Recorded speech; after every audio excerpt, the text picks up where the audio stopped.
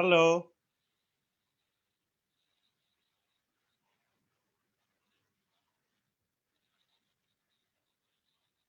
Hello, Alessio. We're starting. We hear you fine. Okay. Welcome. Hello, how are you? So it was strange. We're live on Was Facebook and live, Alessio. uh-huh.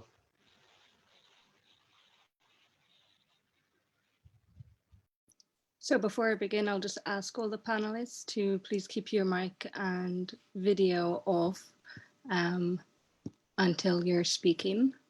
And we'll begin in just a moment. Okay.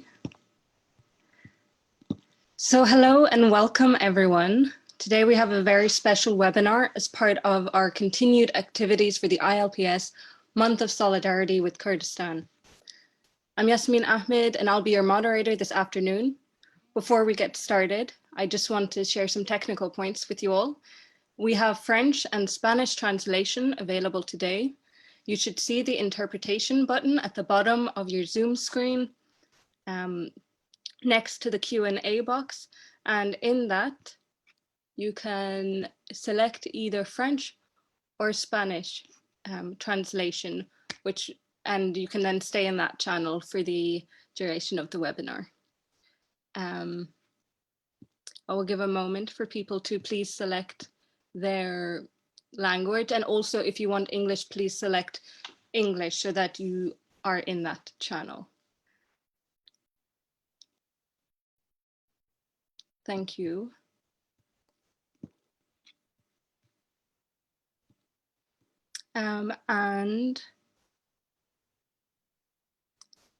Thank you to all of our interpreters as well. Another technical point, we have 4 speakers followed by Q&A, and we're going to use the Q&A box, which you can see at the bottom of the Zoom screen. And if you're joining us on the Facebook stream, drop your questions in the comments. So hopefully now everyone has figured out the interpretation and is in the language channel they need. And once again, thank you to Beatrice, Nairi, and Maria. And at ILPS, interpretation is a very important tool for us in deepening our international solidarity work. So let's move on to our welcome. This afternoon, we have a great lineup of speakers with us for the Global Month of Solidarity with Kurdistan, which launched on November 1st with a webinar.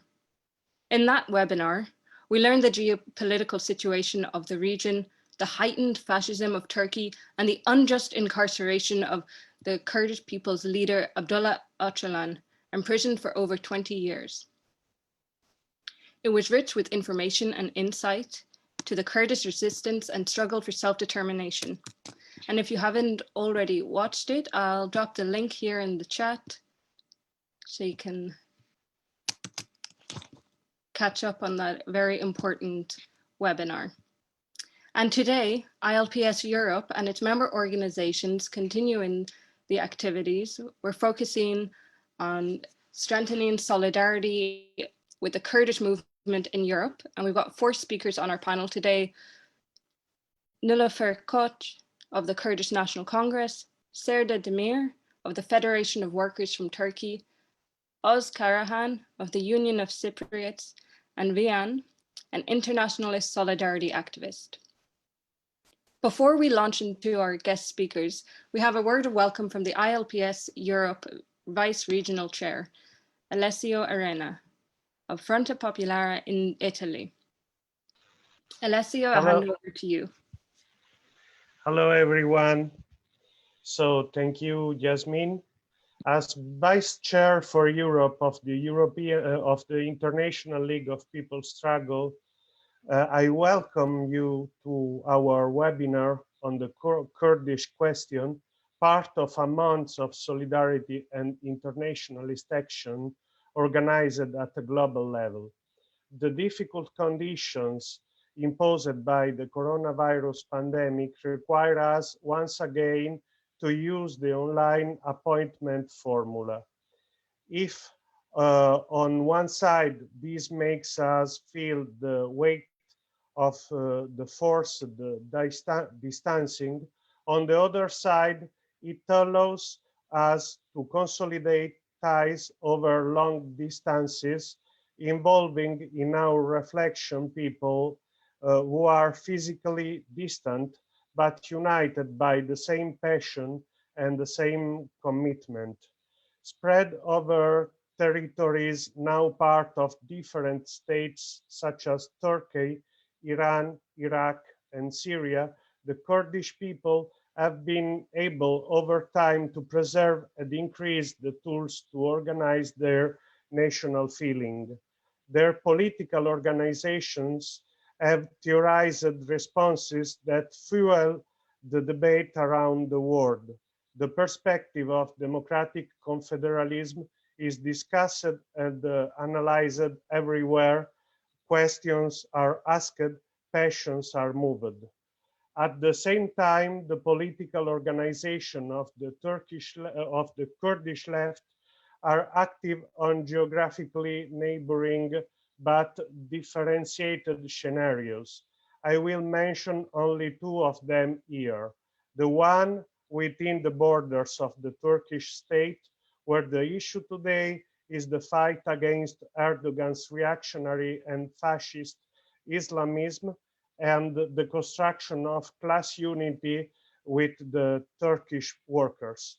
That within the borders of Syrian state, torn apart by the consequences of imperialist aggression, in which the Rojava experience was born in the context of the constant changing of the fronts and alliances of a horrendous, endless war in which all the superpowers of the world intervened, and first of all, the Europeans, and in which the Kurdish initiative is also developed in the context of the relations with the Arab and Assyrian communities.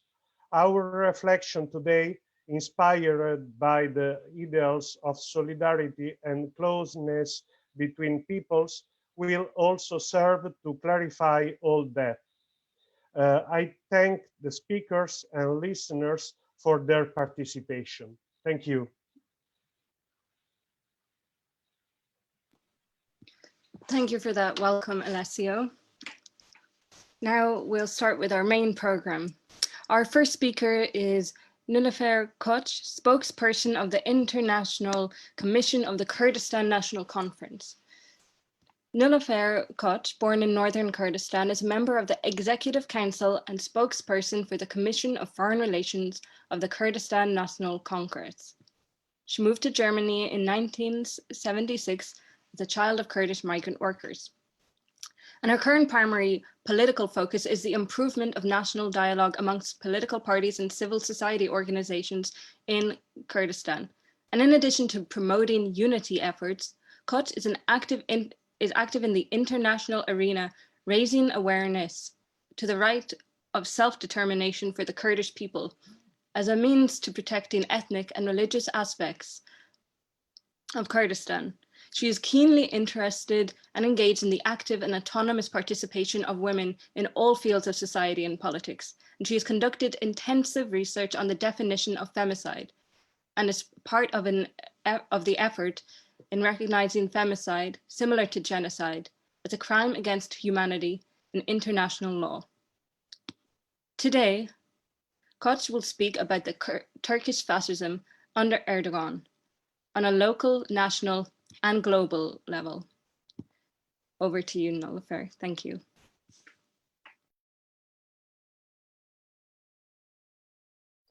Thank you, Yasmin, for the introduction. And thank you very much to ILPS for declaring the month November as a Solidarity Month for the Kurds. And particularly thanks to the section of ILPS in Europe for having this webinar. I think it's very important to raise Turkey in a new frame, since it's not just the issue or problem for the Kurds, since many of the global powers are using Turkey as a destabilization instrument for designing a new Middle East. As you remember, immediately after the collapse of Soviet Union and the First Gulf War, the US was talking about the great concept of Greater Middle East. So after First and Second World War, Middle East was the region was shared between the colonialist powers, and then after the Second World War, the US came to the region, and now after the collapse of the Soviet Union and particularly the Gulf War, the US was declaring itself as the only global hegemonial power over the region, and improved the strategy for the goal of a new Middle East. For us as Kurds, it was important at that time to know in the new design of the region, which I can say is the third imperialist war of dividing the region amongst powers. So what will be the what kind of opportunities would the Kurds have? And secondly, would the Kurds gain a new in the new design status, because still we are not recognized as a people. We are existing. There are 45 million Kurds in Middle East, divided between Turkey, Iran, Iraq, and Syria, but still we don't exist officially. So according to the international law of the UN, we are officially considered as Turks, Arabs, or Persians, but as Kurds we don't exist. However, we have a now autonomic status in Iraqi Kurdistan after withdrawal of Saddam 2003, but still the name of the Kurdish people and nation is not recognized internationally. So we therefore speak about Kurds don't have a status, legal and political status. And the reason, of course, for that is to keep the Kurds without the status. The reason is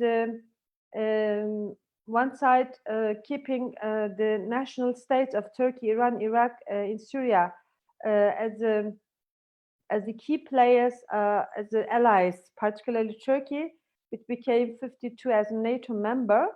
And so the old game, why they created the Kurdish card, has something to do with imperialist policy in the region. So controlling the four nation states, which were created by the capitalist interests. So having a Kurdish problem means using the Kurdish independency or the move of the Kurdish independence against these states. And in any case, if the Kurds would gain anything, then they would support the nation states to oppress the Kurds. It was a very, very bad game in the last century. And after the foundation of the PKK in 1978, so the things have changed radically. First, it was needed then to bring the Kurds together. So we are saying national unity. And now, after the Arabic Spring, and particularly the conflict in Syria, the strategy was then widened by implementing a strategy of coexistence of all the components in the Kurdish land. Let's say in North and East Syria, coexistence between the Kurds, the Arabs, the Chechens, and the Christians. So this is now the current status of the Kurdish movement implemented in Middle East by having the strategy of coexistence of the people. This is very important to understand. You prevent the classic instrument of divide and rule, because all the hegemonial power were using this against the components in Middle East, using the people against people. In the Kurdish society, they use Kurdish politics against Kurdish political parties against each other, which are they trying to do now. So this strategy, the democratic coexistence of people and strategic organizing of the grassroots is a new alternative in the region which we are implementing in Kurdistan of Rojava in North and East Syria, which we try to do in Turkey, which we are looking for to have it in Iranian Kurdistan also. And all in all, it's called a democratic confederalism. So this alternative is not welcomed by the nation states of Iran, Iraq, Turkey, because they are based on nationalism, on racism, and is not welcomed by the global players like the US. Because designing the new Middle East would need to confront, to provocate the communities against each other. Now they can't do this in Syria, in northern part of Syria. And that's why what they do is using the current Turkish regime under Erdogan to weakening the Kurds, so that the Kurdish card can be used for the further concepts, for the concepts of new colonialism, neo-colonialism. So Turkey is since yesterday ready to eliminate the Kurds, because the Turkish state since its foundation until today is hostile to all other ethnic groups than the Turks, who are described as Sunni Hanifi religion of Islam. That's why we experience genocide against the Armenians, against the Greek people. We experience genocide against the Aramaic people in Turkey and Alawi Turks and Kurds. We experience several genocides against Kurds in different regions of northern part of Kurdistan. So we know Turkey as a hostile, Turkish state as a hostile to the diversity in its own country and outside of the country. And Turkey was changing, deepening its strategy of nationalism after the turmoil started, particularly with the Syrian conflict. So Turkish expansionism was growing step by step, and it was supported by the US and Russia particularly, and it was implemented in North and East Syria. First, they gave Kurdish city of Afrin. The Russian were offering Turkey the Kurdish city of Afrin to Turkey, and then last year the US was offering two other Kurdish cities and Kurdish Arabic mixed cities, Serikani and Girisipi, to Turkey. So Turkey occupied both of these three main regions at the border. So, and if you listen to many of the statements made by the US representative from the Trump administration, they clearly said Turkey has to be part of any move of the in Syria and Iraq. So, and the argument is because Turkey is a NATO member, and Turkey is using this opportunity, acting on behalf of the NATO. Then, according to NATO's understanding, is wherever Turkey is, there's NATO. So, allowing Turkey to continue with ethnic cleansing, policy of ethnic cleansing, political genocide against the Kurds. And Turkey is using this opportunity to spread their ideology of pan-Islamism and pan-Turkism over the former territories of the Ottoman Empire. So, but Kurdistan, and particularly the PKK, is acting as a wall against this strategy of expansionism, because the first step conceived by Turkey is looking for annexation of two parts of the Kurdistan. One is Rojava, and the other part is Iraqi Kurdistan. So, and the US is clearly saying you can do that. We can give it under your control, and we give some Kurds some kind of cultural autonomy, like they did in Iraqi Kurdistan. But the other Kurds, the bad Kurds, the Kurds of the PKK, they are threat to us, because they're bringing oppressed people together, and they are improving new form of democracy led by a women's movement, because the women liberation movement is changing the backward sides of any society, of all the societies in Middle East. And the women's movement is the one who is leading democratization process of Islam, because the backwardness of Islam is concentrated on women. So it's not that the France is going to reformate Islam or democratize Islam. It must be done by the people of the region, and particularly by women of the region. And the Kurdish women's movement has played a key role in the past years, as we have seen how they defeated IS jihadists. So this is now happening, and over this political achievements, or the political achievements of the Kurds, is getting more and more support from Arabic world, from the Arabic communities. It has now sympathy amongst other oppressed people and women in the region. So, and for that, the US and some European countries are using Turkey as a Damocles sword over the Kurds. Say, you have to stay under our control. We will be your new colonialist powers. So we have to accept double colonized, once by Turkey and the other one globally. This is the current problem, which is described as a problem between Turkey and the Kurds. I would say it's not just the issue between us as the Kurds and the Turkish regime, it is also an international problem. So by designing the area from new, so they need a card, and this is the Kurdish card which they want to keep in their hands as a control mechanism. And for that, Turkey is used. However, Kurds are going to follow up their own strategies. So this is the problem. That's why I would say our struggle now against the Erdogan regime is not just ours. And the other point, Erdogan is using all kinds of political vacuum and is using its membership of the NATO and its relation with the European Union. But by saying becoming a threat to them also, the areas which were occupied by Turkey, Afrin, Serikani, Grisipi, became now military bases for jihadists. As we have seen, they have recruited many thousands of people in these areas and sending them as jihadists in other places of the world, like we have seen this in the conflict between Armenia and Azerbaijan. As we see this also in Europe, immediately after Macron, the French president, was criticizing Erdogan, the attacks were happening in Paris.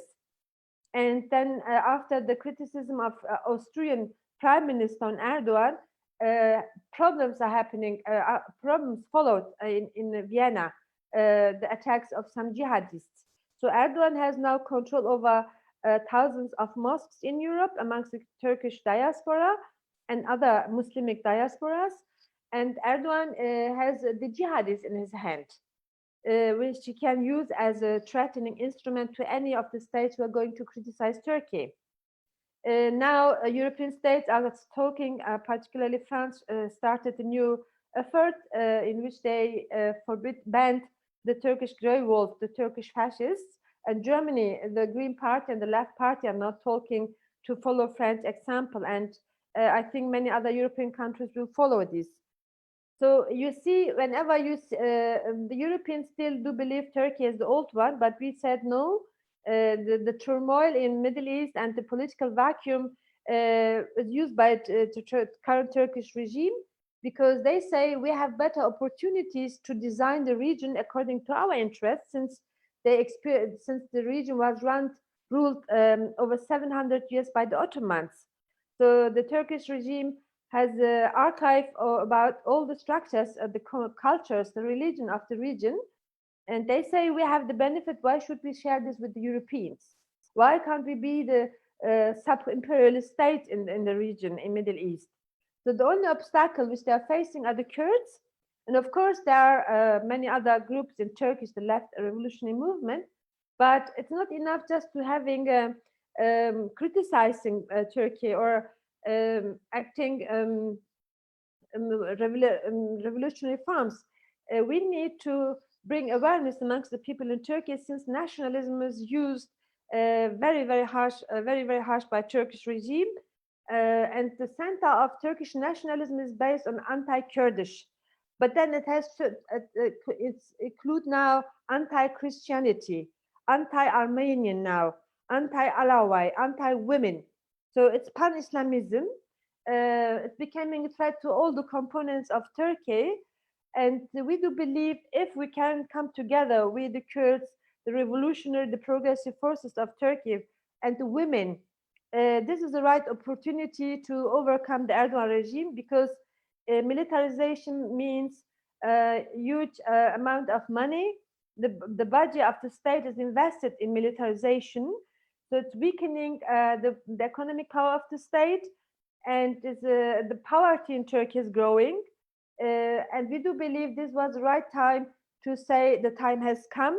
But for that, there's need. We have to follow up three main pillars. One is lifting the condition on İmralı, where the Kurdish people's leader is held, Abdullah Öcalan. So that's why stopping isolation. And stopping isolation is not just asking for liberation of a Kurdish movement's leader. No, it has something to do to open gates for peace in Turkey. And we have seen that Öcalan is the only one who is able to improve strategies of compromises with Turkey. He was trying to do this in 2013 until 2015 by offering Turkey other perspectives, the coexistence between Turks and Kurds, coexistence between Kurdish autonomy in Turkey and Turkish democratic state. And I must say, the right time to ask for stopping isolation against Öcalan, because for the first time after 21 years of imprisonment, the European Council, Parliamentary Assembly of European Council was criticizing Turkey that there's a violation of humanitarian international law regarding Öcalan's conditions. And for the first time after 21 years, the Committee of Prevention of Torture, the so-called CPT, which is an organization of the Council of Europe, they urged Turkey to change the conditions of imprisonment of Öcalan, because they also said this is violating international law. And as you know, Turkey is member of the European Council. And I think the demand and the recommendation made by two European organizations has a political background. I think Europe is more and more saying they misbehave in case of Turkey, that Turkey as their partner became a threat to them by using pan-Islamism against them. So I think there are good opportunities now for us to demand, make radical demands in liberation of Öcalan. And the other point of the campaign or the offensive is stopping Turkish fascism, which means homogenization, ideological homogenization and ethnic homogenization inside of Turkey, and also Middle East, bringing all the people to Sunni, Hanafi, Salafi Islam, what Erdogan is looking for now. And this is the new fascism which is threatening all the diversity of the region. And stopping occupation, occupying the, occupation of Libya, the move to occupy through militarization, through economic dependency in North African country like in Tunisia, Morocco, Yemen, Mali, Sudan, Somalia. Turkey is active in all these areas and involved in it's involved in producing conflicts between Muslims and Hindus in India, in Pakistan, in Kashmir, in South Africa. So Erdogan's regime is now threatening all of them, because there's the strategy of occupation of of the areas where the Muslim communities are living. That's why it's important to look from different perspectives on Turkey and the importance of Kurdish freedom struggle, the Kurdish freedom movement. So it's not just acting for the right of self-determination of the Kurds. We can't exist in a region just having self-determination right for us if our neighbors are oppressed. We can't ensure Kurds lasting peace if we can't overcome conflicts around us. So we are not just responsible for our own people. We have to look for a lasting peace, and this is really just possible if we can implement the strategy of coexistence of any religion and ethnic groups in the whole Middle Eastern area. So Kurdistan's freedom or liberation of the Kurdish people will depend on the liberation of other oppressed people, oppressed classes, and oppressed women, of course. And as such, whoever is sharing this view with us would understand that neither Turkey nor the NATO member states are interested in such a solution.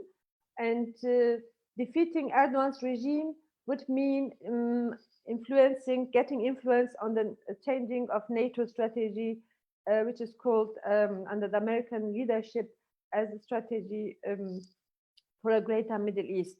And we hope that the new US administration under Biden will understand and give up their failed strategy in the region, because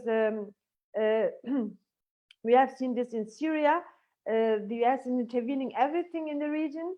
Well, it's important to be in dialogue with all those who are in the region, but we must show them to respect also the existence of others, other political solutions, alternatives. We are the people of the region. And we will reject the Turkish colonialism, Arabic colonialism, Persian colonialism, and we wouldn't accept any new form of colonialism from other foreign states. And I hope the new US administration will understand this one time, and we will do everything that they will understand this in the near future.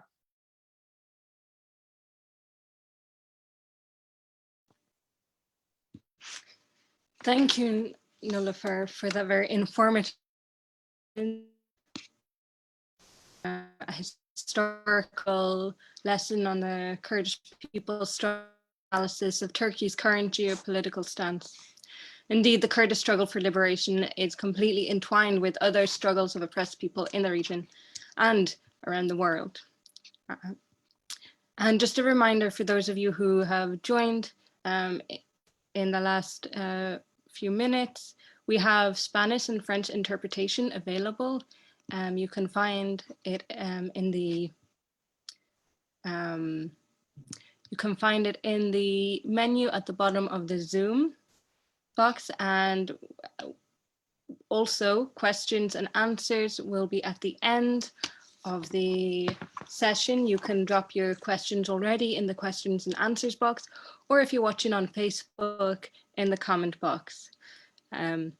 So we will continue with our program during this webinar in solidarity with the Kurdish struggle with our next speaker, who is Serda Demir. She's a board member of HATIF, the Federation of Kurdish Workers from Turkey, based in the Netherlands. And today she's going to speak on the importance of increasing the solidarity of the anti-imperialist struggle and on the role of revolutionaries within Europe. Serda, over to you. Thanks. Thank you, Yasmin. First of all, I would like to start with a rectification. I am a board member of the Federation of Workers from Turkey in the Netherlands, which is affiliated to ATIC. That's the confederation in Europe, which is also linked to HITIF. Besides this, I want to thank ILPS for this campaign. This is a very necessary campaign. I really appreciate this initiative, and I'm looking forward to the coming events. And last of all, I want to salute all the speakers. But before I really start with my speech, I really want to bow respectfully to the memory of all marchers, international marchers, who have given their lives in their fight against fascism and imperialism. So I think the importance in my speech is about emphasizing the common ground. And that's why I want to start the speech with the phrase that words are dividing and actions are connecting us. I think it is the crucial time to emphasize those common grounds instead of discussing and debating about our differences, especially when it's about anti-imperialist struggle. Since the Kurdish freedom movement has an undeniable important political role in the Middle East, it must be studied, it must be understood, and it must be supported by the democratic and revolutionary movements worldwide. The Kurdish freedom movement has created an alternative in a region full with crisis. It has developed international solidarity. It has revived the discussion about the role of women in the revolution. It has affected the oppressed classes worldwide. And it has also stated the similarities between the societies in the Middle East. It has shown us that the power of the self-defense is underestimated by a lot of movements internationally. But it has also mobilized a lot of peoples worldwide and in Europe. The battle in Kobani was the best example. The battle in Kobani was like the crucial era about the things that I just summed up. It was like the era in which the peoples went to the streets, they started to fill the streets again, and they started to expose their own states, their own imperialist states. To give an example, in the Netherlands during the Kobani battle, there was a occupation of the parliament, which was a terrific action, which has maybe not happened in the last decades. So this whole process was a process in which we have learned a lot. And now it is time to develop this, what we have learned. Because this fight has enlightened us not only the importance of international solidarity, but it has also shown us that with whom we can increase and develop the solidarity. So although the fight was against jihadists, or it seemed like it was occurred between the jihadists and the revolutionary movement, the actual clash, the real clash was against the imperialist powers such as USA and Russia. And this was an important fact. There was actually caused a start to discuss about anti-imperialist struggle, because every development in the Middle East creates new balances, and Turkey is attempting to annex the borders in collaboration with those imperialist powers. This is an undeniable fact, and we have now more opportunity and more facts to expose the system after all these happenings. So this struggle and solidarity with the Kurdish movement is a struggle against imperialists and against the fascists, which does not only affect the peoples of the Middle East, it has effect on the peoples worldwide and also in Europe. Like the recent attacks in France, the jihadist attacks in France and in Austria were just a visible effect of all these political Islamic policies. So, and it is very remarkable that now that it is affecting also those states, that they are starting to take measures against the Turkish fascist state. To give an example about this is that a couple of days ago, the Dutch government discussed, or actually they have declared that they will approach the European Union to launch arms embargo against the Turkish state. So it is remarkable because the mass movements in whole Europe have called these states for years to stop arming the Turkish state. But when it affects the state itself, then they start to take these measures. Pointing out this, I have to say that it's one part of the reason that they are taking these measures, but the other part is also the actions and the struggle against those states, and the fact that the streets are still filled by the peoples and that they are still demanding the same things as they have demanded years ago.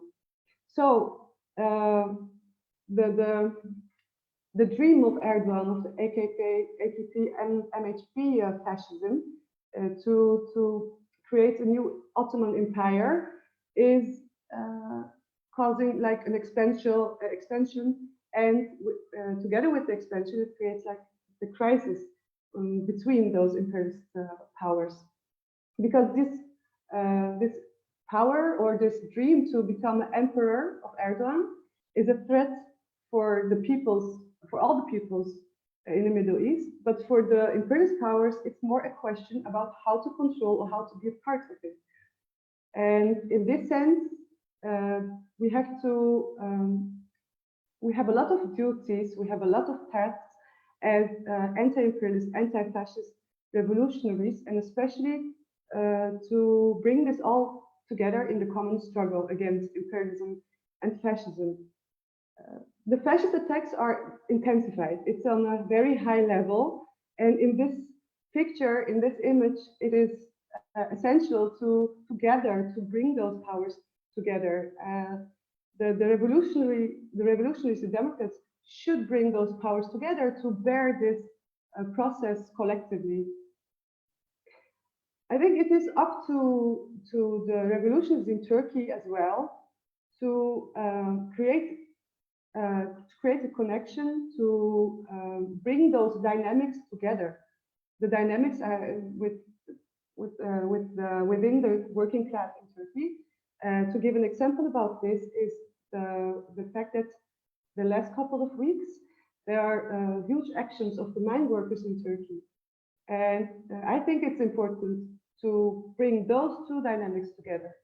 In that, if we can arrange this, that would be a huge strike back to those powers.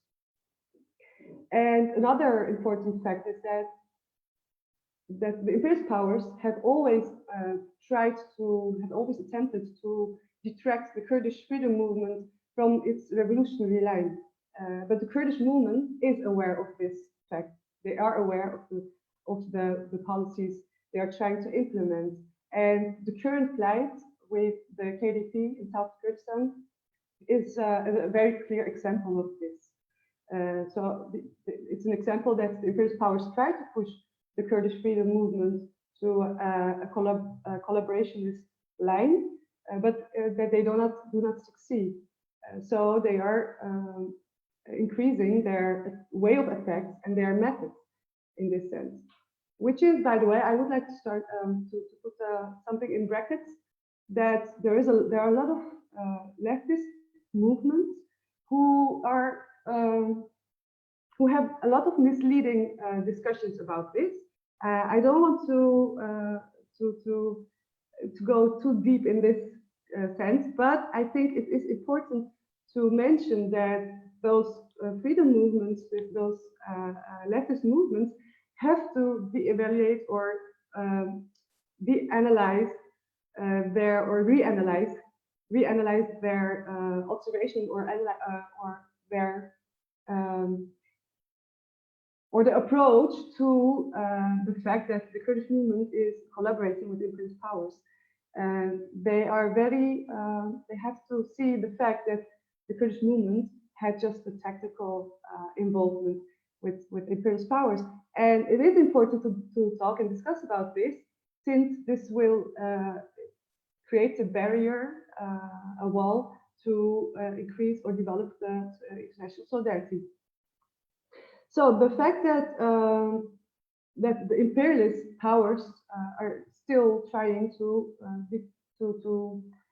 detract the movements from the revolutionary line is also very clear to see in the fact that the imperialist powers have occupied, because they did have a leading role in the fact that North and East Syria was occupied.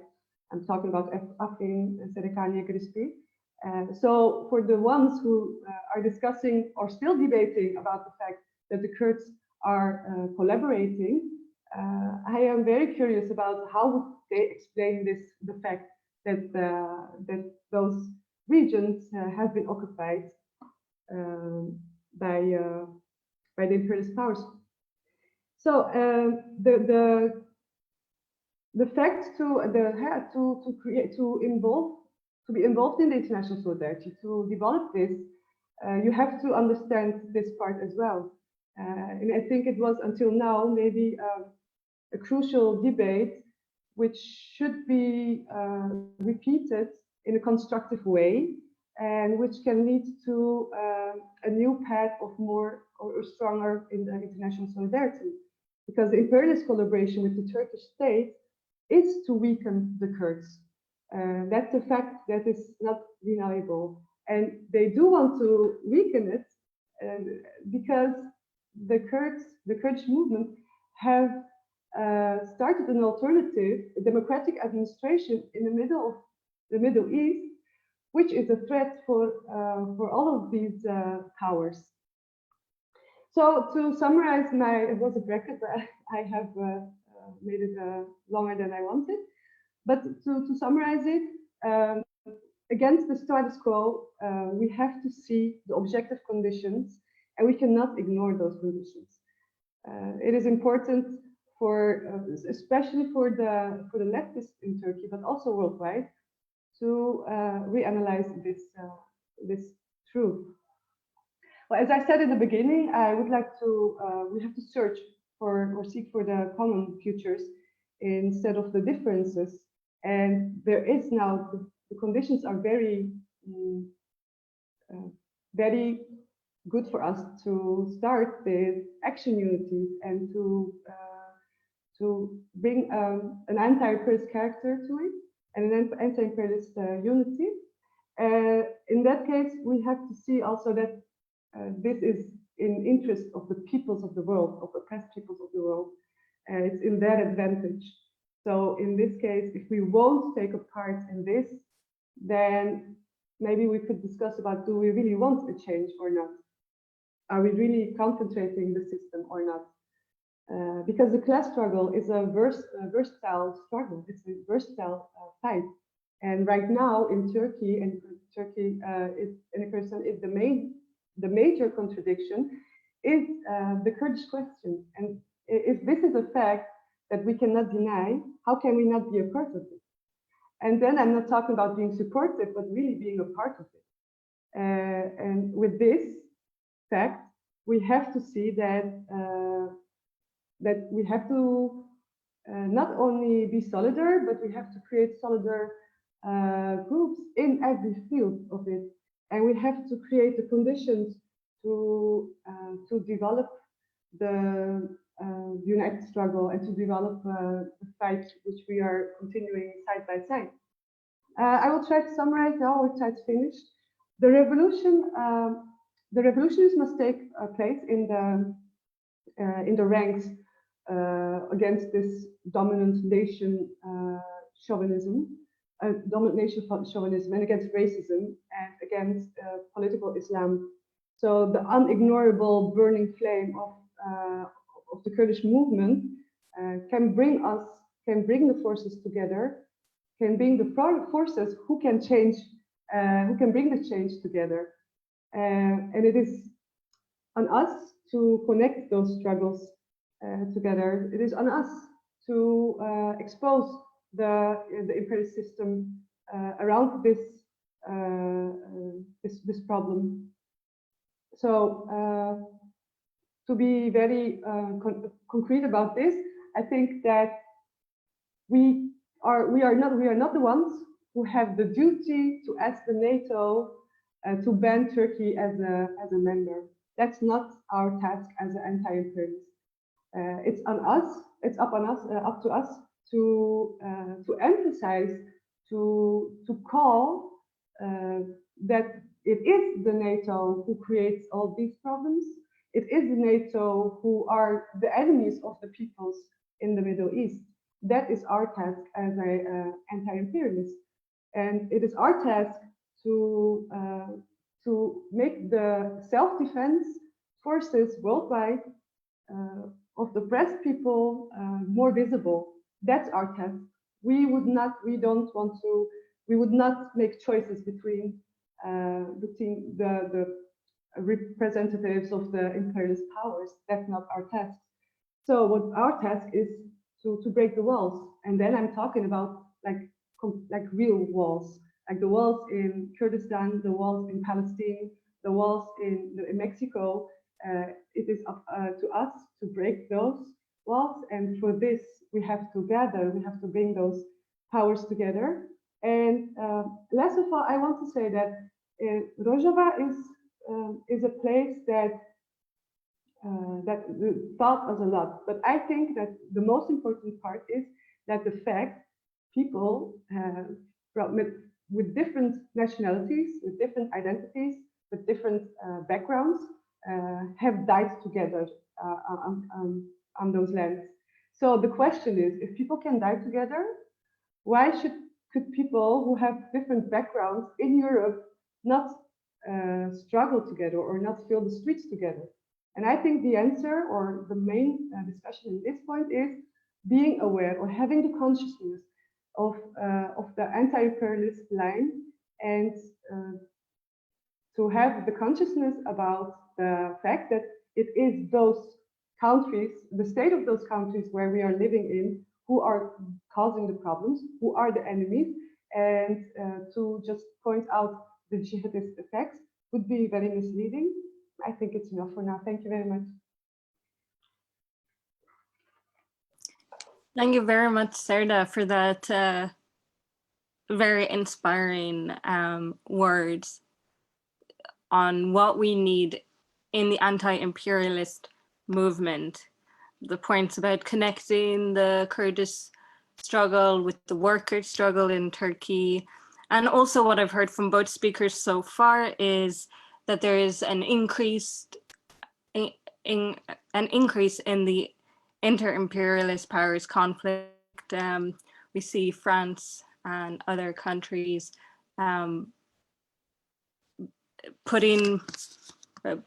going against Turkish Islamic ideology. But we also know that this is a bit of a cover for the real conflict that is underlying and that is oppressing the people. And at this moment, while we're seeing the imperial powers battle with each other, we're also hearing from our speakers that now is such an ideal time for unity amongst the people in advancing the progressive forces, which will ultimately defeat imperialism and fascism. So let's move on to our next speaker. Our next speaker is from Cyprus. Oz Karahan is the current president of the Union of Cypriots and a writer for Avrupa newspaper. It's the major Cypriot front that became a target of the Turkish regime and dictator Erdogan many times because of their fight for the Cypriot liberation and solidarity with the Kurdish struggle. And today, Oz is going to discuss the imperialist national causes of Turkey in the oppression of the Kurdish people and beyond, and the solidarity between Cypriots and Kurds, as well as the importance of mobilizing and political activities against Turkish expansionism. So Oz, I hand over to you. Thank you. Thank you very much, Yasmin. First of all, I would like to start with saluting the peoples of the world who's fighting for national liberation. When we talk about the Kurdish struggle, we have to mention the, I think, the history and geopolitics of Turkey a bit. The most importantly, the national causes of Turkey. The significant one is the what they call Misak-ı Milli, which means national oath or national pact. This is the aim of Turkey. It was a hidden agenda of Turkey until Erdogan. Their dream of getting the some portion of the soils which they were exploiting during the Ottoman era, which is the most of the areas of Kurdistan, Cyprus, the parts of Greece, what we say Eastern Thrace, and parts of Georgia, and basically all the neighboring territories. Erdogan today openly is saying that Turkey's aim is the getting back the Misak-ı Milli borders. So what is important here is that, supporting the Kurdish struggle, because Kurds are giving bravely fight against the Turkish oppression. This is one front. And for Europeans to support Kurds, and it's also the national security issue. Why? Because when we talk about the Misak-ı Milli, the national oath of Turkey, these territories also involve European territories like Cyprus or Greece. And these territories, these aims are targeting European people as well. And as you know, Cyprus is, since 1974, is occupied by Turkey, half of the island, again, only because of their national pact, what they call. And this is the second front. Turkey is oppressing its own people, and all the other nations in its soil, what they call, for example, leftovers of the sword for Armenians and the Greeks. They assimilated them, Turkified them in the beginning of the Turkish state. The war on the field is not the only way they use for spread terror in the region. Turkification, what they call assimilation, is also another one, which the Kurdish people faced for centuries, let's say from the Ottoman period. And again today, wherever they go, right now they are in Afrin and in Cyprus, the main tool of Turkey is using is their Turkification policy, oppressing the people, Turkifying them, trying to Turkify them, and spread terror and expand their territories. They are not doing this only in the regions that they control. This is a national, their strategy. They use this in Greece for the Muslim minority in Greece in Western Thrace. They want to Turkify them. In Bulgaria, they did the same. The Turkish-speaking community over there, they tried to Turkify them. In Syria, they tried to use the Turkmens, which they lived centuries in peace with the Kurdish people and the Arabs over there, tried to Turkify them and use them for their aims. So when we talk about the Turkish expansionism, the war on the field with the guns is, I believe that this is the very, very, the small part of the thing, because you are facing with the assimilation, Turkish propaganda, and all of them is connected with the ideology of the Misak-ı Milli. And in the general perspective, how Turkey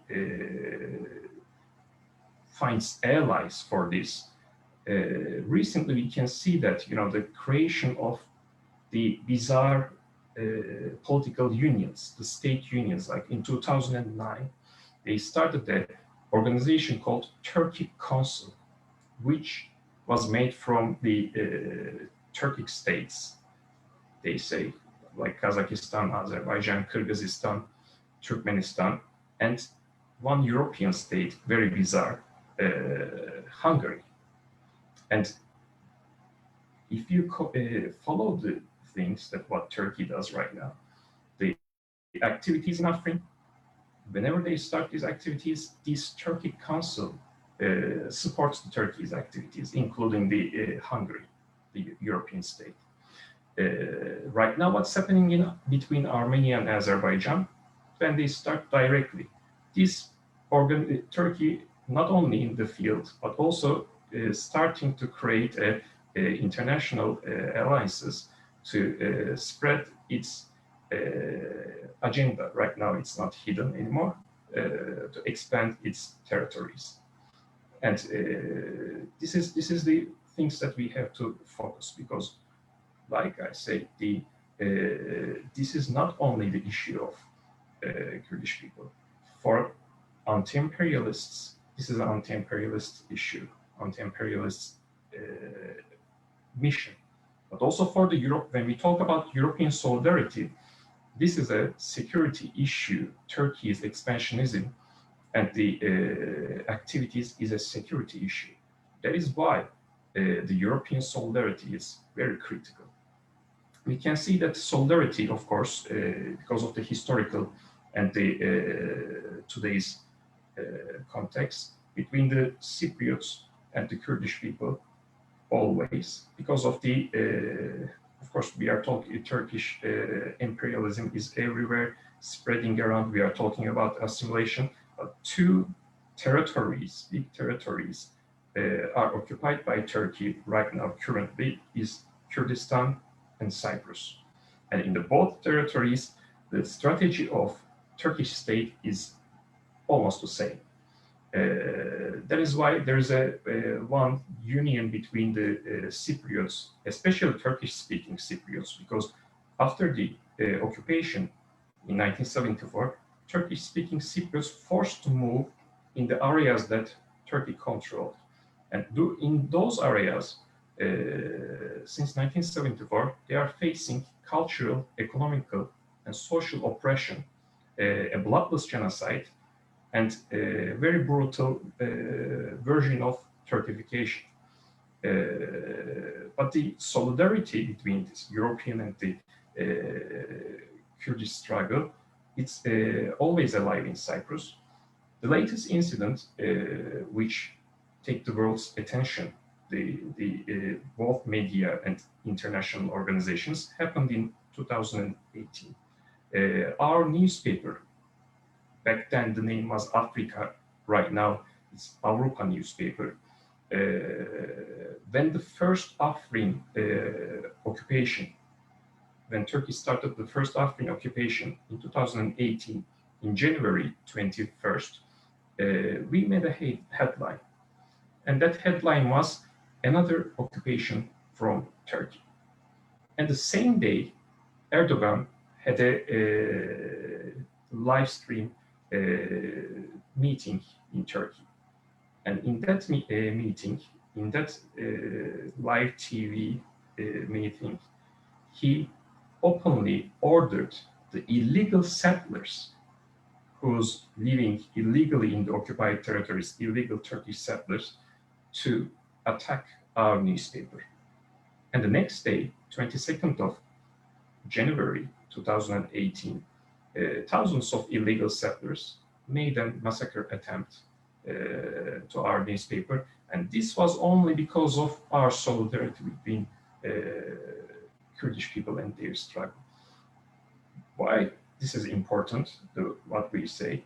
I'm underlining here that the fact that the Kurdish struggle is one front, most important front for stopping expansionism, imperialism, oppression, terror of state of Turkey. This is our obligation to support it. For Cyprus, again, for Europeans, that's a security issue, the same, another front, second front, where the fight is going on, we have to do the same. These two subjects is very important. We have to underline. Of course, fighting against Turkey is not the thing. When Turkey doesn't represent only itself. Turkey represents the Duterte regime in Philippines. Turkey represents the United States, all the fascist and powers and the dictatorships in the world. This is what Erdogan represents. And we have to stop this, because the aim of Turkey, the pan-Turkist, neo-Ottomanist, and pan-Islamist right now, where Turkey is dancing with the jihadists, is a danger for the world peace. It's a danger for the region, peace in the region. Lately, everybody is witnessing the activities in the Eastern Mediterranean, Turkey, supporting the war in Libya for their economical aims, again threatening the sovereignty and the territorial integrity of Greece and Cyprus one more time. This is very important to mention, solidarity between European and Kurdish people and all the people who are oppressed in Turkey is brutally important. And tomorrow, Erdogan will be in Cyprus to open a ghost town where in 1974 Turkey occupied a neighborhood of the Famagusta, which is called Varosha, and that area was mainly belonging to Greek-speaking Cypriots. And Turkey, since 1974, that area was a ghost town. And Turkey recently started a campaign to open that area as well for its use.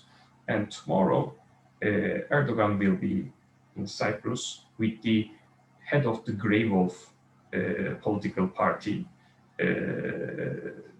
to make a picnic, what they call picnic over people's pain. This is the where the things get crazy. Turkey's aim is the provocating the people of the Europe, making a propaganda and trying to legitimize its illegal activities via the alliances it does with the dictators of the world, the crazy regimes like what's happening in the Hungary, and this is generally what's happening. The Turkish expansionism is not a threat for the region, it's a threat for the world.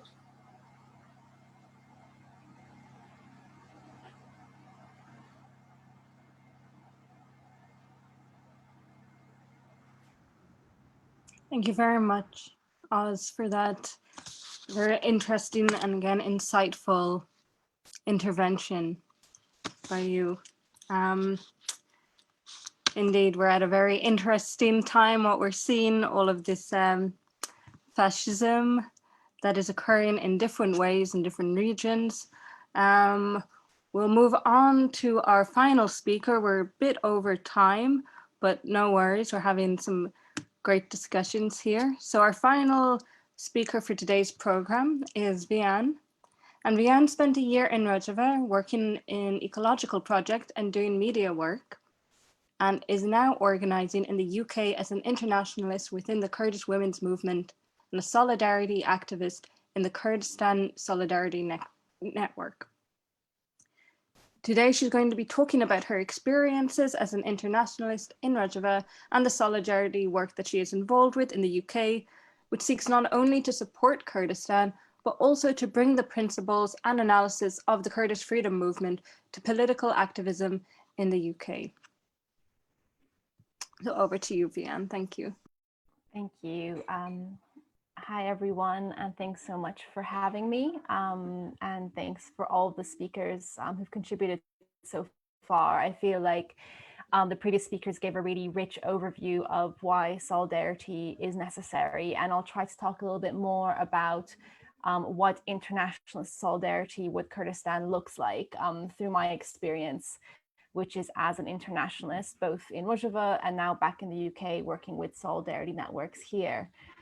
So I guess, that question raises the question, what does it mean to be an internationalist? And I think, we're all here with the ILPS. So in some ways we already come from an internationalist perspective. And for me, it was important to learn how the Kurdish freedom movement has always been internationalist from its earliest years. And there's this rich tradition of internationalism, of which, as Serda, who spoke earlier, was talking about, is so much about finding the common ground and not just supporting a struggle, but actually being part of it. And that's something that's been really transformative in my experience of joining a struggle, not just in solidarity with as a one-way relationship, but actually that two-way relationship of solidarity. So just a little bit about kind of how I got involved and who I am. I have, a couple decades of experience of organizing mostly in feminist and ecological movements in the UK and America.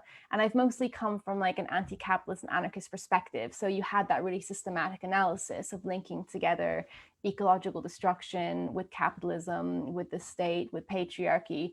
But we often, at least in the UK, really struggle to build coherent organizations and movements. And we focus so much more about what we're against than what we're for.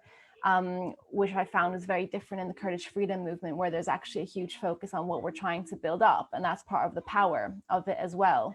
And I first got involved in the Kurdish freedom movement a few years ago because a good friend of mine, Anna Campbell, who's a British woman who was fighting with the YPJ in Afrin when Turkey was attacking and invading Afrin.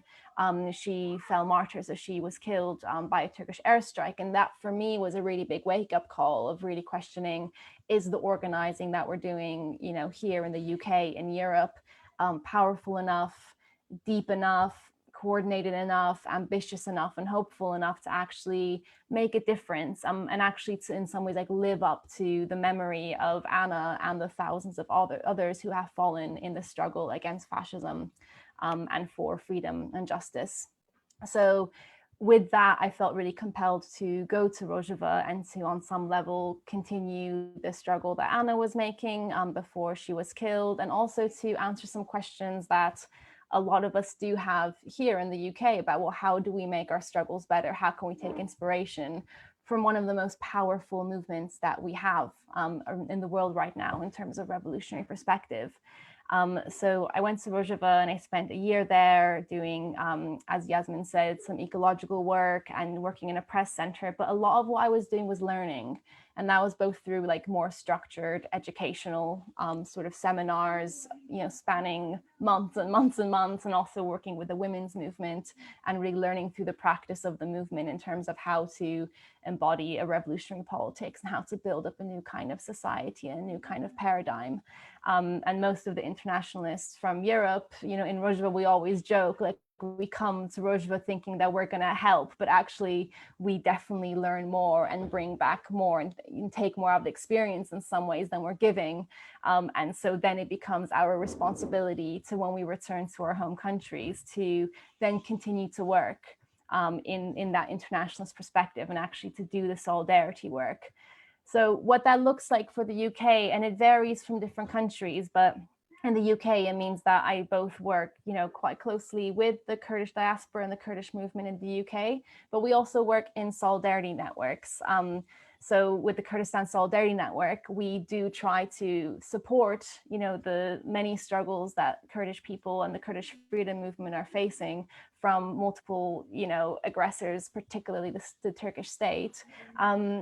But we also try to draw inspiration from the political structure and the political movement of the Kurdish freedom movement and actually build up the paradigm of the movement in our work here. So we organize our network through a democratic and federalist basis, which is the kind of political structure that the Kurdish freedom movement is building on. We try to organize autonomously as women and put women's liberation at the center of what we do. And we try to kind of build up that paradigm of grassroots democracy, women's liberation, and ecological sustainability in the work that we do as a solidarity network. So we do a lot of education and a lot of building partnerships and trying to kind of build up our local groups.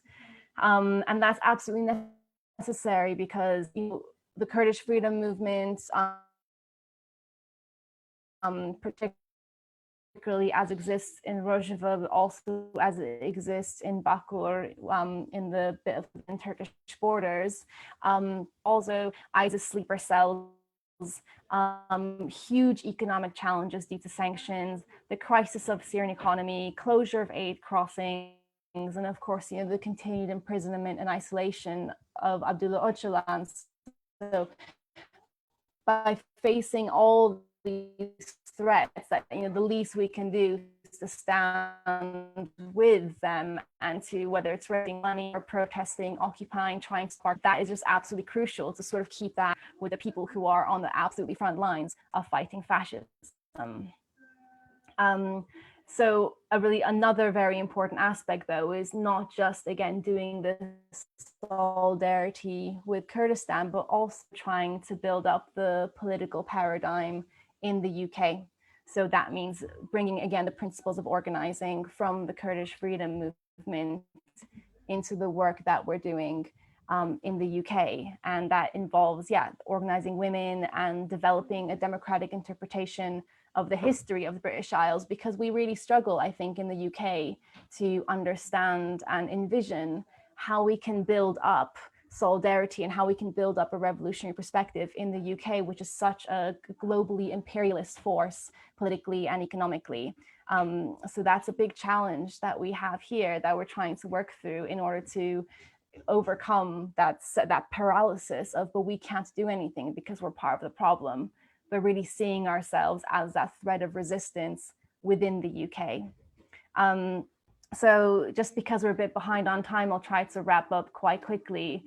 And I wanted to, I guess, say something though about how when we say, oh, I'm working in solidarity with Kurdistan, it does again convey this idea of it being a one-way relationship, but there's so much that being in solidarity with the Kurdish freedom movement brings to our organizing here, because there's a sense of hope and a sense of energy and a sense of ambition and possibility that we get from being connected with the movement in Kurdistan. I think particularly in the UK, we often feel really overwhelmed and individualized and a bit hopeless. There's a lot of deeply, deeply rooted cynicism and individualism.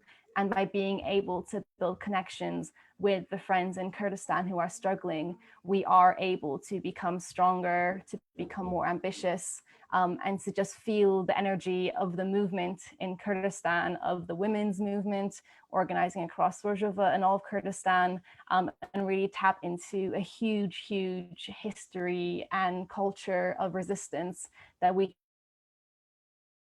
can then become part of. So it's been an absolute honor to be part of the Kurdish freedom movement and to be part of the revolution. I've just saw some messages that my sound isn't very stable. I'm sorry about that. I'll try to talk slowly, and I am also just about wrapping up. So yeah, it's been a huge honor to be part of the movement globally, and it's something that we've gotten a lot of strength and inspiration from. So thank you very much for having me here today, and I'll pass back to Yasmin for Q&A. Thank you very much for that, Vian. That very interesting insight onto solidarity and what that means, and how it truly is to be a part of a struggle, and it is a mutual exchange. Thank you also brought up the example of your comrade who was martyred, Anna, and yes, when we are affected by our comrades, seeing our comrades fall is definitely a motivation to continue the struggle, so that their deaths will not be in vain. And again, just another important point was that the going to places like Kurdistan, like Rojava, we learned so much as solidarity organizers, and we really become a part of the struggle. It is the same for going on solidarity and exposure trips to Palestine or to the Philippines. These are hugely strengthening tools for us as organizers to use. And hopefully after Corona, we can once again continue that form of solidarity. So once again, I just want to thank all of our speakers for their wonderful contributions. We have had so many different things that we've discussed today. We've heard about the context for and the historical context for the Kurdish liberation, as well as the current state of Turkey's fascism and expansionism in the East Mediterranean and across its other borders. We've heard about the opportunities for building a broader front for Kurdish liberation by linking across struggles under an anti-imperialist and anti-fascist banner. And we've heard extensive contributions about the importance and the role of solidarity activists and revolutionaries. So this is part of the ILPS Kurdish Month of Solidarity, and we have some other we have some more upcoming webinars and activities during November. The next one is on November 20th, which will be a global day of action under the banner Free Öcalan and Free Kurdistan. We have a webinar on November 22nd on the Kurdish women's movement. On November 25th, we have another webinar, which is entitled Women and Isolation, Fascism and Occupation. And finally, on November 30th, in the afternoon, we're doing a film screening of Katala, and that will also be followed with questions and answers. Now,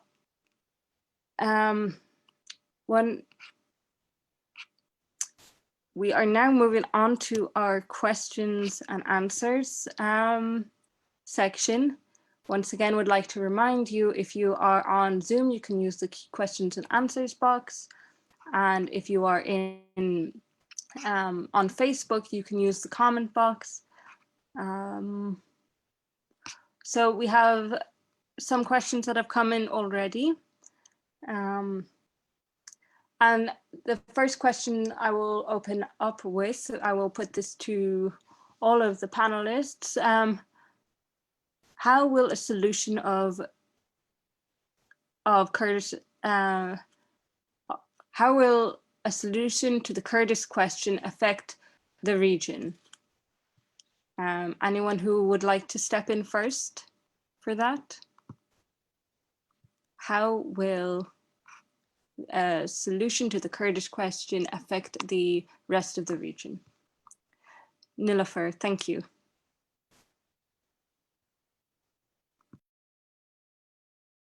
Oh, we can't hear you.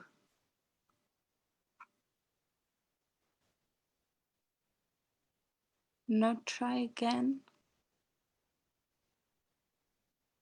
I think it's a problem with your mic because it doesn't come up as muted. So maybe if you take out the headphones.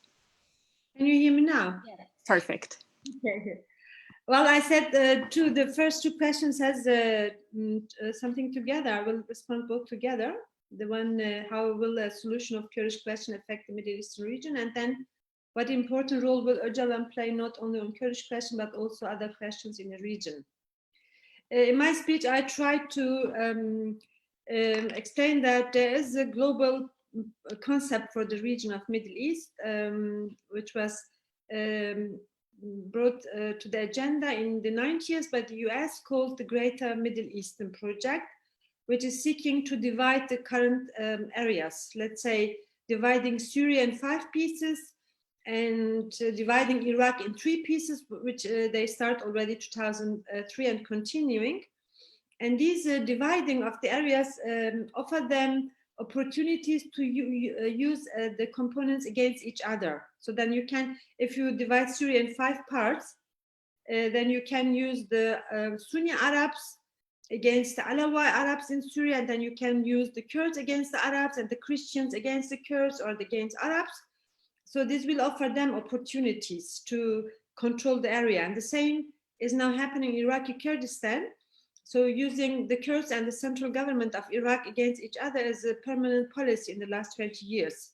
So no of them can get out of the control of the global players in the region. And Öcalan was right when the US was talking about the Great Middle East project, he improved the idea, the democratic confederalism of Middle East.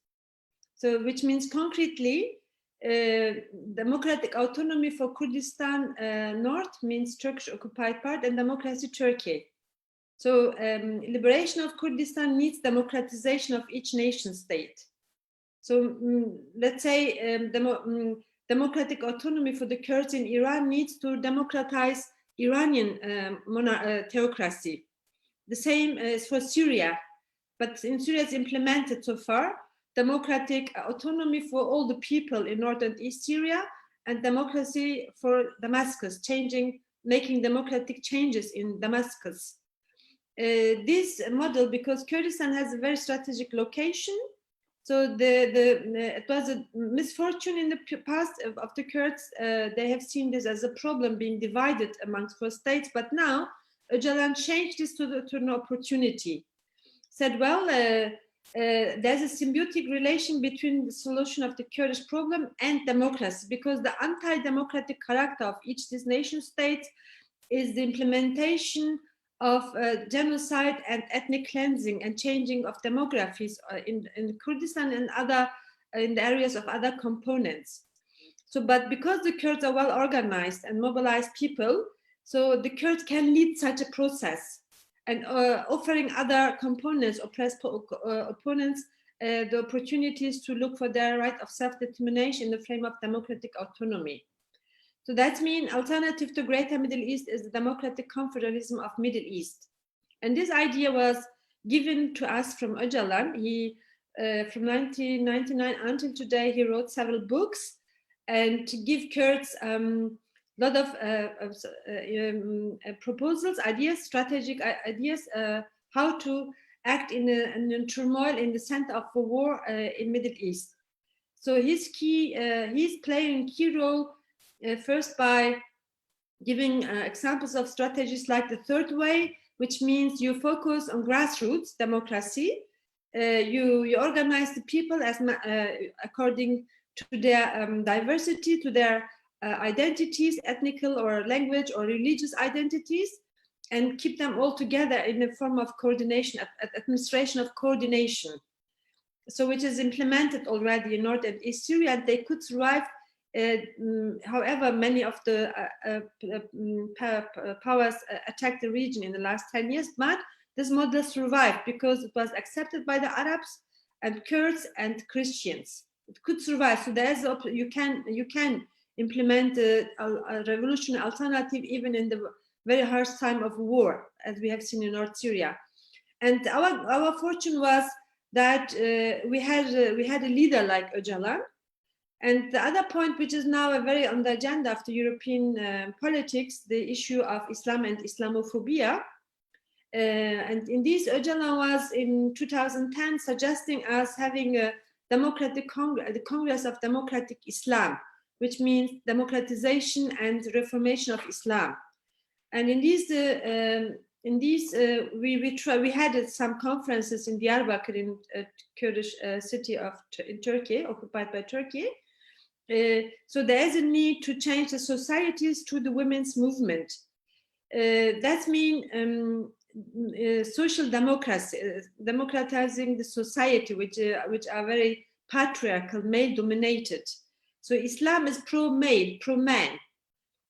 So, and if women are going to take over or participate in political decision making bodies, like in our politics in North Kurdistan, Turkish part, in Iraqi part of Kurdistan, in Iranian part of Kurdistan, and in Syrian part, you see there's a change, there's a social revolution led by women.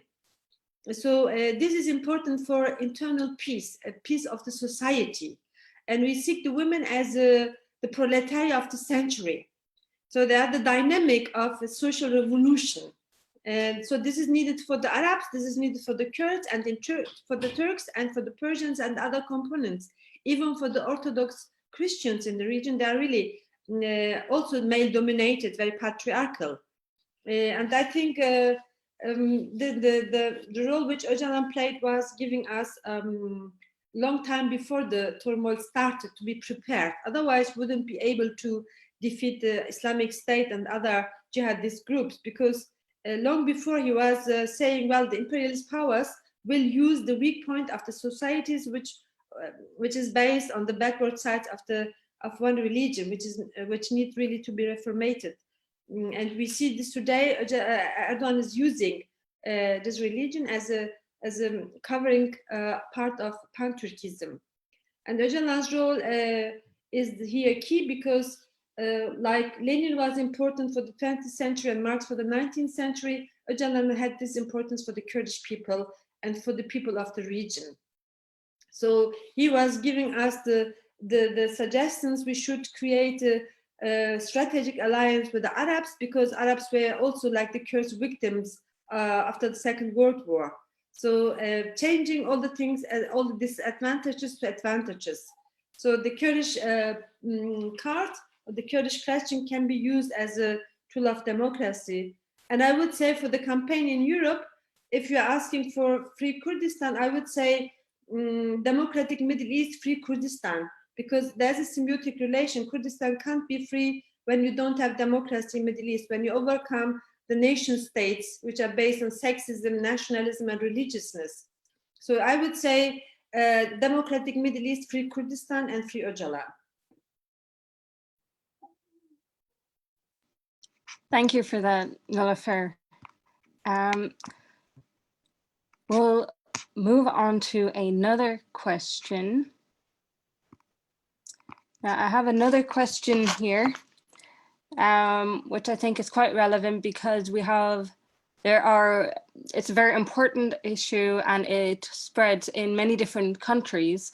And it is the question of Kurdish political prisoners. Because we know that there are not only Kurdish political prisoners in Turkish prisons, but also in Greece and in Germany, for example. So the question is, what is the situation of Kurdish political prisoners, and by which states are they mostly in prisons, and which means do they use to struggle behind bars, and how can we support Kurdish political prisoners? Who of the panelists would like to take a go at that one? Perhaps Serda, you might be able to speak on that a bit. Yeah. Can you hear me? Yes. Yeah. Yeah, I wanted to give the other speakers the opportunity to talk about this. And I think you are totally right about the fact that it's a burning problem, the political prisoners, from which the number is increasing every day. And that is a part of the policy of political enslavement, genocide, and isolation. And it starts, of course, with Mr. Öcalan, with the leader of the Kurdish people, the Kurdish movement, and together with his isolation, the assaults towards the Kurdish activists, the Kurdish politicians, the Kurdish artists has increased. And it is, if you look at the amount, because we're talking about, there are also revolutionaries, left revolutionaries active in Turkey, and since the number is or the amount of the activists is lower, you can see that there are lots of comparisons. The revolutionaries, which are all, which the most part is in prison, is huge, is immense, and the same is for the Kurdish prisoners as well. And the fact that you just mentioned is very important. It is not only within the borders of Kurdistan and Turkey, but also in Europe, and that is also increasing as well. Since they have their so-called list of terror lists, they found very legit. They create their own legitimate excuses to imprison them. One of the examples, most recent examples I can give, because I am an activist of ATIK, is the trial in München, where 10 communists were imprisoned for years, and a couple of months ago they were released, but they had a punishment of at least 4 or 5 years. So this is all a part of actually trying to weaken the revolutionary struggle. And the most horrible part of this is that they are not only imprisoned, but they face also the most horrific treatments, which were maybe even worse than the ones in the 80s when there was a military coup. And the political prisoners they are facing a lot of problems. They're facing a lot of bad treatment. They have even, for the Kurdish political prisoners, they have even, they are not allowed, or they are prohibited to speak in Turkish. So even the most simple things can be a reason to get more isolated or to face torture in those prisons. So in that case, yes, it is a very important thing to put in our agenda, and to actually also around this reality, we have to increase the international solidarity as well. And maybe it's even the most common thing, the most common problem we are fighting against in all revolutionary movements in all countries. So this is the most common important point that brings us together, and to discuss about what to do more. The political prisoners are trying to make their voices more heard, But since the fascist state is attacking or increasing their attack in the streets, it's also increasing it in prisons. Actually, the prison is the example or the symbolic image of what is really happening in the country itself. So in that sense, yeah, we have to point out, because the mainstream media never mention them. If we couldn't, because even the lawyers are not allowed sometimes not allowed to have to get in touch with their clients. So in that case, for the people outside, have the actual task to point this out and to put this higher or give more priority in the agenda about the political prisoners. Maybe another speaker has something to add, so I will finish it here. Thank you. Thanks, Serda, for that answer. Have the other panelists want to add something of their knowledge or advice on what we can do about this? If not, I will move on to the next question.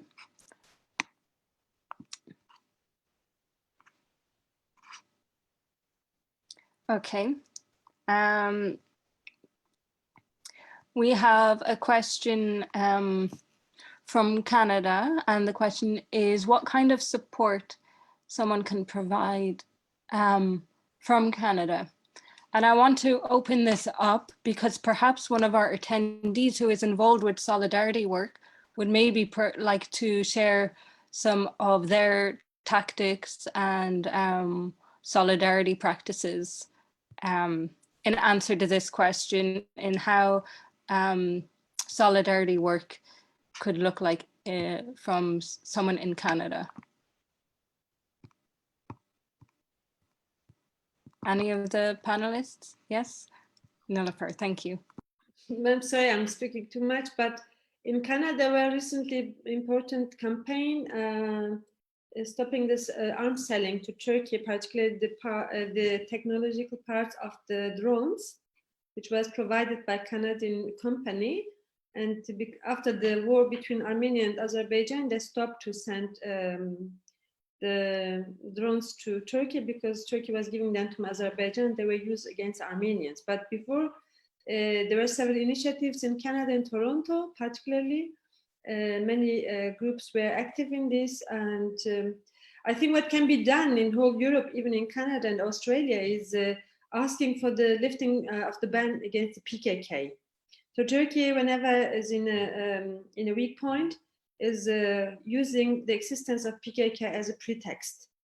So, and the ban on PKK is used also by the European states, by Canada and others, to put pressure on PKK to isolate the PKK in international solidarity in diplomatic areas so that the PKK can move ahead. And as we have seen in the decision of the Belgium highest court last year, they said, this year I guess, they said PKK is not a terrorist organization, is a national liberation movement. And as such, it can make use of armed struggle against oppressors. So this was an important decision of the Belgian court.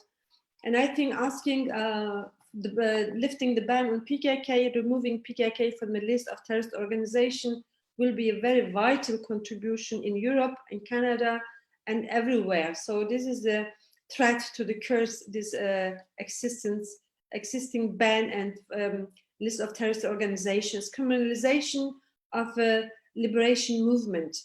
And I think in Canada, such a campaign can be started also.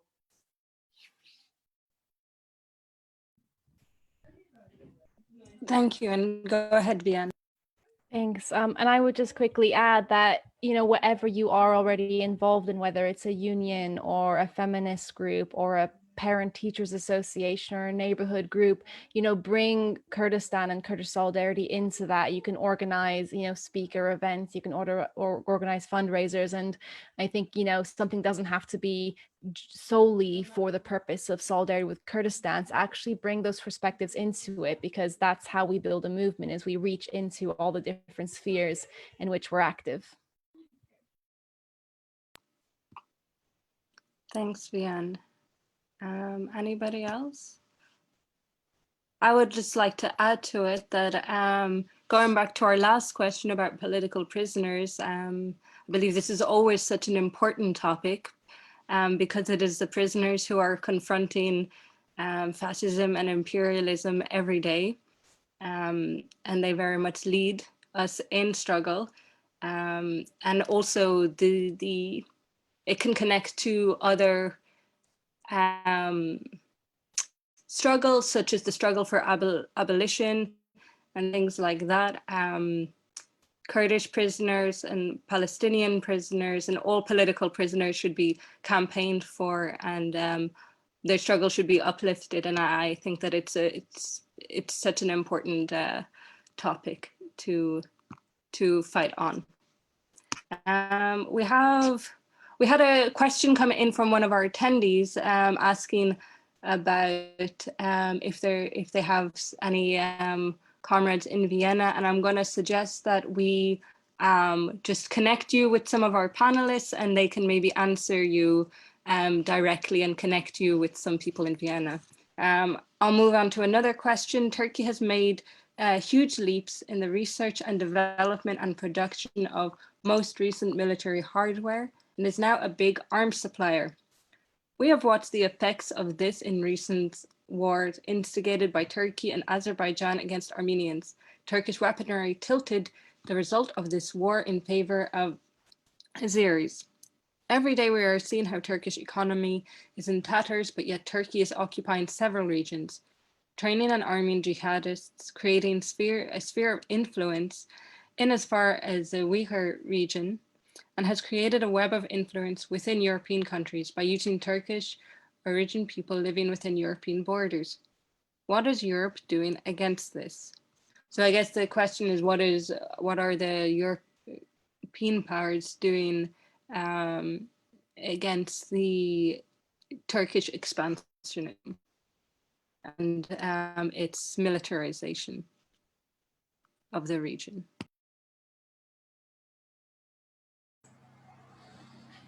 I can answer for this. It's okay.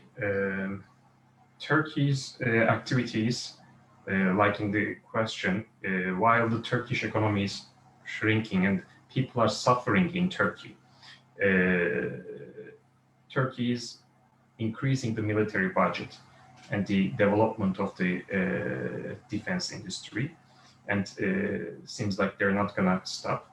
And what we see in the Azerbaijan and Armenia situation, these guns, mostly drones, are very critical. They used it in the Afrin as well, and the occupation of other places, and they are using this. They situated some of them in Cyprus, occupied areas of Cyprus, and they are threatening about using this in the Eastern Mediterranean situation as well. The most of the parts of these things, like Nilüfer said, comes from the suppliers in Canada and in Europe. What Europe can do, first of all, stop supplying the materials they need to develop these guns. That's very important. And second of all, stop selling other guns to Turkey. But we are seeing from Germany, for example, no intention to do that. They're continuing supplying the military equipment to Turkey. And I think, again, we came to the same point, the European solidarity, or the all over the world, people's solidarity with the nations who's suffering because of the Turkish expansionism. They have to get active and ask their government to stop selling guns to Turkey, stop selling the materials to develop these guns. This will be a huge solidarity movement from the all over the world. And because if it's gonna continue like this, first of all, the people in Turkey will continue to suffer because of the government's budget going to the military and defense industry. Second of all, Turkey will continue to terrorize, occupy, and oppress the region, Middle East, Eastern Mediterranean, Greece, Cyprus, Kurdistan, and Armenia. So we have to stop this. For that, the European people and all over the world, like Canada example, people has to mobilize and ask from their government to stop these agreements, military agreements in Turkey.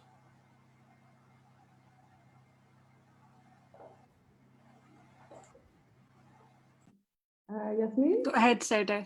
Can I, yeah, I have a very small addition to what Oz just said. It is, like he said, it's these states who are exporting all those weapons and are arming Turkey. That's a fact we all know. In the Netherlands, for example, it was like proven that there was evidence that because there was were some documents who leaked, and that the Dutch government also financed the jihadist groups. But there is a small thing I want to remark is that the European states have heard the call for to stop the arming Turkey, and they have never taken action, no measures at all. Now they are discussing about it since it's getting also a threat in their own countries, in their own borders. But they are misusing this fact. They are like the most recent discussions are terrible, and I think we should be very careful with this. It has like very Islamophobic, trying to create very Islamophobic policies, and it's also using it as a policy of their, as a part of their racist policies as well. So we know that the capitalist system will always use or take advantage from everything what's happening, and we will take our own advantages. So I totally agree with us about demanding this, but we have to be careful to not be a part of their way of approaching it. Thank you. Thank you, Serdar, for that. Yes, indeed, other imperialists won't be the be an end all of other imperialists. But we have to use all tactics that are available for us in the long struggle to end imperialism and fascism. We are coming up to the end of the webinar. We are a bit over time. So I want to end with one question that came in earlier, which was a part of the other ones. And it is something that came up in most of the interventions today. And that is the role of women in the revolution in Kurdistan, and what lessons we can learn from that. I'm editing the question slightly. So what is the role of women in the Kurdish liberation, and what are the lessons of the women's struggle for the global struggle for women? Whoever would like to contribute to that, go ahead.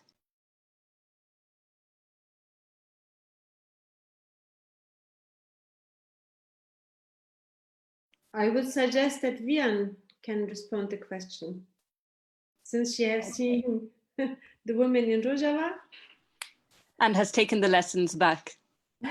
Trying, I'll do my best. I suppose when I arrived in Rojava, it was overwhelming how women are so clearly the leadership of the revolution.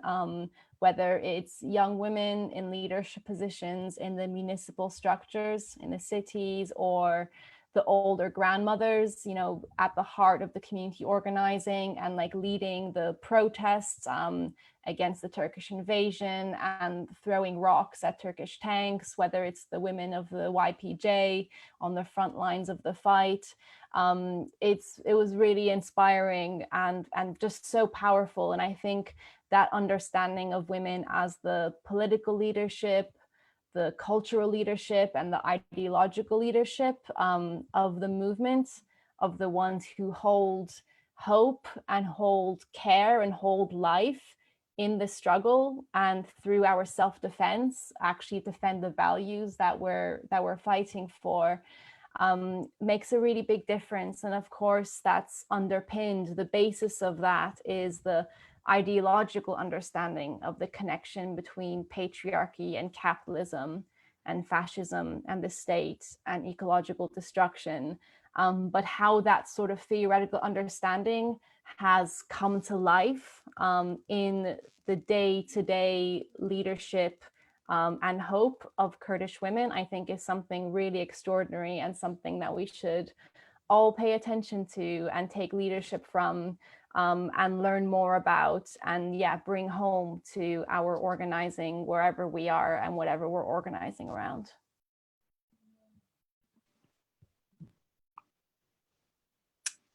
Anyone else want to have a final word before we close up the webinar?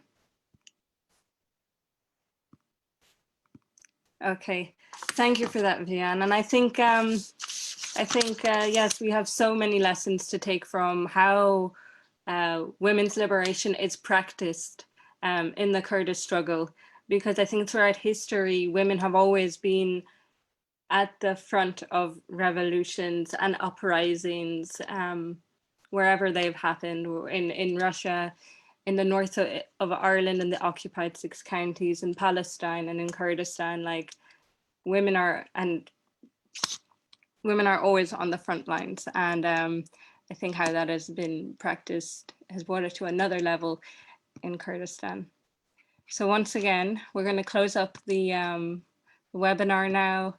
Sorry if we didn't get to your questions, but there will be more webinars as part of our Solidarity Month. You can check it out on the ILPS website or on our Facebook page. So to close, I just want to again thank Nullifer, Serda, Oz, and Vian, and our deep appreciation to our interpreters, Beatrice, Nari, Janet, and Maria. Thank you to the ILPS Europe members who put this program together. Thank you to the tech support, and thank you to all the attendees for your questions. May we continue to strengthen our solidarity through sharpening our understanding and analysis of our struggles. The ILPS stands shoulder to shoulder with the people of Kurdistan and Turkey fighting fascism and imperialism, and whose struggle and persistence will bring victory. Free Öcalan, free all political prisoners, and free Kurdistan. Long live the struggle against Turkish expansionism, occupation, and fascism. And long live international solidarity until victory. Thank you all and have a great afternoon.